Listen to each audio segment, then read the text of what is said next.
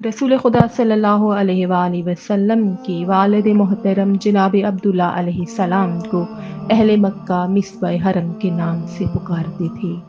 آپ کی پیشانی مقدس سے جب نور نبوت کو لوگوں نے محسوس کیا تو کچھ افراد آپ علیہ السلام کے دشمن ہو گئے۔ انہی میں سے یہود کے 70 افراد تھے کہ جنہوں نے ارادہ کیا، تہیہ کیا اور مل کر وعدہ کیا کہ ہم جناب عبداللہ علیہ السلام کو قتل کر دیں گے۔ اسی مقصد کو لیے ہوئے وہ مکہ میں آئے۔ دن کو وہ روپوش ہو جاتے اور رات کی تاریکی میں سفر کرتے۔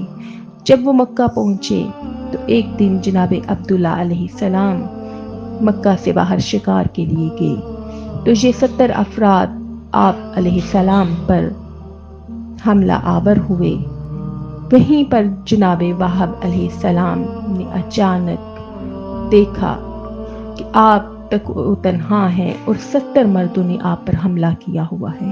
وہ جلدی سے جناب عبداللہ کی مدد کے لیے آگے بڑھے۔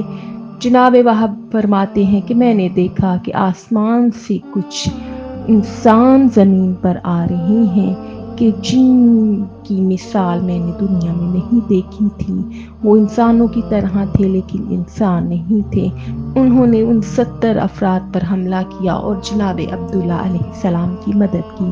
جب میں نے یہ منظر دیکھا تو مجھے یقین ہو گیا کہ میری شہزادی آمنہ علیہ السلام کے کفو جناب عبداللہ علیہ السلام ہیں، اور میں اپنے گھر واپس پلٹا اور اپنے اہل خانہ کو بتایا کہ جناب عبداللہ کوئی عام ہستی نہیں ہے، یہ اللہ کے برگزیدہ بندے ہیں، یہ اللہ کے منتخب شدہ ہیں۔